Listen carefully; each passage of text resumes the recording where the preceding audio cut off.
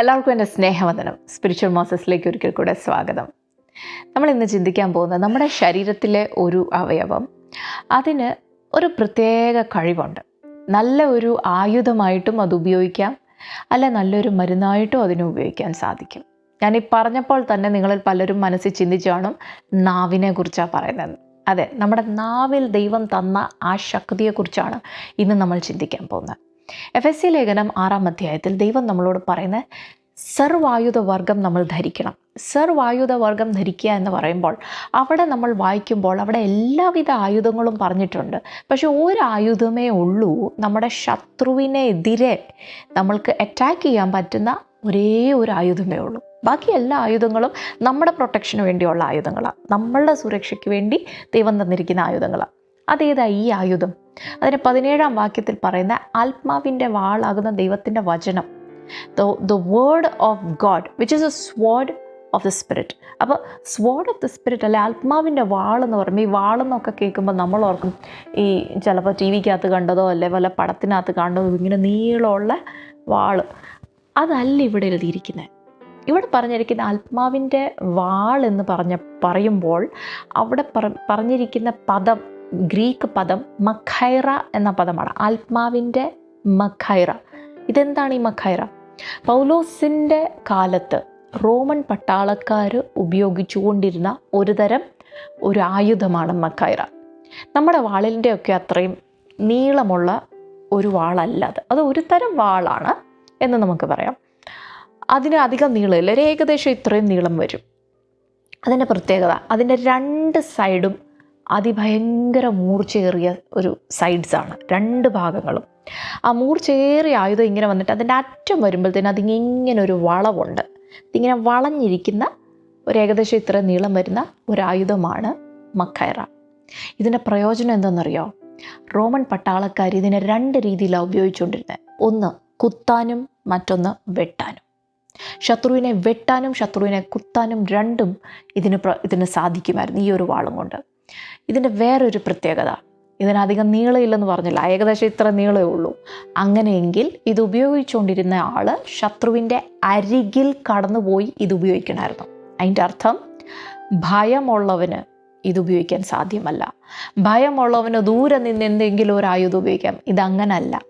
ഈ മഖൈറ ഉപയോഗിക്കണമെങ്കിൽ ഭയമില്ലാതെ, ശത്രുവിനെ പേടിക്കാതെ അവൻ്റെ അരികിൽ കടന്നു ചെന്നാലേ ഈ മഖൈറ ഉപയോഗിക്കാൻ സാധിക്കത്തുള്ളൂ. പ്രിയ ദൈവമക്കളെ, പൗലോസ് ഇവിടെ ഉപയോഗിച്ചിരിക്കുന്ന പദം, അല്ലെങ്കിൽ ദൈവാത്മാവ് ഇവിടെ ഉപയോഗിച്ചിരിക്കുന്ന പദം ആത്മാവിൻ്റെ മഖൈറ. ഭയമില്ലാതെ, ശത്രുവിനെ പേടിക്കാതെ നമ്മൾ നേരെ മുൻപോട്ട് പോയി മഖൈറ ഉപയോഗിക്കണം. ഇനി മഖൈറ എന്താണെന്നും പറയുന്നുണ്ട്. എന്താണ്?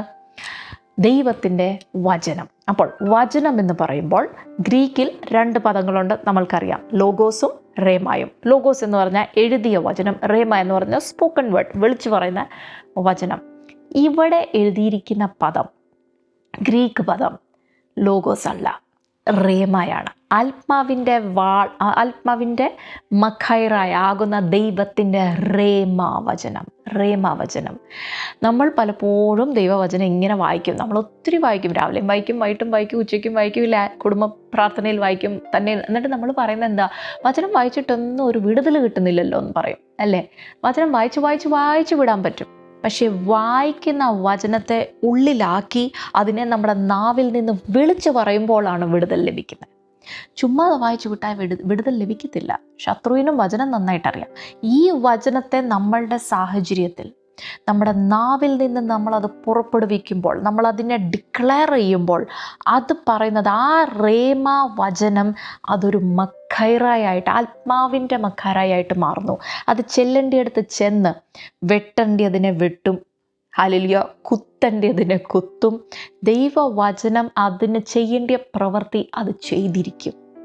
ദാവീദ് പഴയ നിയമത്തിലെ മനുഷ്യനായിരുന്നെങ്കിലും അവൻ ഇതാണ് ചെയ്തത്. ദൈവഹിതം എന്തെന്ന് തിരിച്ചറിഞ്ഞ് അവനത് വിളിച്ചു പറഞ്ഞു, സാഹചര്യം ഇല്ലാഞ്ഞിട്ടും. അതുകൊണ്ട് തന്നെ പരിശുദ്ധാത്മാവ് എന്താ ചെയ്തത്? നമ്മൾ കഴിഞ്ഞ ആഴ്ച കണ്ടു, ദാവീദ് ആ ഗോലിയാത്തിൻ്റെ നേരെ കടന്നു പോകുമ്പോൾ അവൻ എന്താ പറയുന്നത്? ഇന്ന് ഞാൻ യഹോവയുടെ നാമത്തിൽ ഞാൻ കടന്നു വരുന്നു, ഇന്ന് ഞാൻ നിന്നെ കൊല്ലും, നിന്റെ തല ഛേദിച്ച് കളയും യുദ്ധം യഹോവയ്ക്കുള്ളത്, ഇതെല്ലാം വിളിച്ചു പറഞ്ഞുകൊണ്ടാണ് കടന്നു പോകുന്നത്. അവൻ പറഞ്ഞതുപോലെ തന്നെ സംഭവിച്ചു. അവിടെ ദൈവാത്മാവ് അത് പ്രത്യേകം നോട്ട് ചെയ്ത് പറയുന്നൊരു കാര്യമുണ്ട്. 50-ാം വാക്യത്തിൽ ദാവീദ് ഫിലിസ്തീനെ കൊന്നു മുടിച്ചു, എങ്കിലും ദാവീദിൻ്റെ കയ്യിൽ ഒരു വാളില്ലായിരുന്നു. David did not have a sword in his hand. അവൻ്റെ കയ്യിൽ ഒരു വാളില്ലായിരുന്നു. ദൈവാത്മാവ് അത് അവിടെ നോട്ട് ചെയ്യുവാണ് 50-ാം വാക്യത്തിൽ. 1 ശമൂവേലിൻ്റെ പുസ്തകം 17:50. പ്രിയ ദൈവമക്കളെ, നമ്മുടെ കയ്യിൽ, എൻ്റെ കയ്യിലും നിങ്ങളുടെ കയ്യിലും നമ്മുടെ ആരുടെയും കയ്യിൽ വാളില്ല.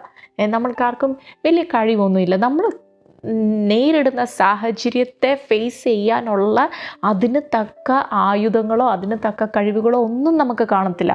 പക്ഷെ നമുക്ക് ദൈവം തന്നിട്ടുള്ള ഒരു ആയുധമുണ്ട്, ആത്മാവിൻ്റെ മഖൈറ, the sword of the spirit. Hallelujah, the sword of the spirit, ആത്മാവിൻ്റെ മഖൈറ. അതെന്താണ്? ദൈവവചനമാകുന്ന റേമാ വചനം. വായിച്ചു വിടുന്ന വചനമല്ല, നമ്മളുടെ നാവിൽ നിന്ന് വചനത്തെ ഉള്ളിലാക്കി അതിനെ നാവിൽ നിന്ന് പുറപ്പെടുവിക്കുമ്പോൾ നമ്മുടെ സാഹചര്യം എന്തോ, ചിലപ്പോൾ ഇന്ന് നിങ്ങളൊരു രോഗത്താൽ ഭാരപ്പെടുന്ന വ്യക്തിയാകാം. ആ രോഗത്തെ നോക്കി ദൈവവചനം രോഗത്തെക്കുറിച്ച് എന്ത് പറയുന്നു അത് വിളിച്ചു പറയാം. നിങ്ങളുടെ പരാജയപ്പെട്ട സാഹചര്യത്തിൽ ദൈവവചനം നിങ്ങളെക്കുറിച്ച്, ഒരു ദൈവ പൈതലിനെ കുറിച്ച് എന്ത് പറയുന്നോ അത് നിങ്ങളുടെ നാവിൽ നിന്ന് വിളിച്ചു പറയുമ്പോൾ അത് മഖൈറായിട്ട് മാറി ആ ട്യൂമറിനെ അത് വെട്ടിക്കളയും, ആ സിസ്റ്റിനെ അത് അവിടുന്ന് മാറ്റിക്കളയും. ഹല്ലേലൂയ. ആ വളഞ്ഞിരിക്കുന്ന നടുവിനെ, ആ നടുവേദനയെ അത് അവിടുന്ന് വെട്ടി മാറ്റിക്കളയും. അതൊരു ഞരമ്പിൻ്റെ ആ രോഗമാണെങ്കിൽ അതിൻ്റെ ആ നെർവിനെ അത് ഫുള്ളി ഹീൽ ചെയ്യും. ദൈവവചനം അത് ചെയ്യേണ്ട പ്രവൃത്തി ചെയ്തിരിക്കും. പ്രിയ ദൈവമക്കളെ, വചനം എന്ന റേമ വചനം വിളിച്ചു പറയുക, സ്പോക്കൺ വേർഡായിട്ട് നമ്മുടെ നാവിൽ നിന്ന് വിളിച്ചു പറയുമ്പോൾ അത് മഖൈറായിട്ട് മാറും. വരും ദിവസങ്ങളിൽ ആയുധം ദൈവം നമുക്ക് തന്നതിനെ ശരിയായി ഉപയോഗിക്കാൻ നമ്മൾക്ക് എല്ലാവർക്കും സാധിക്കട്ടെ. God bless you.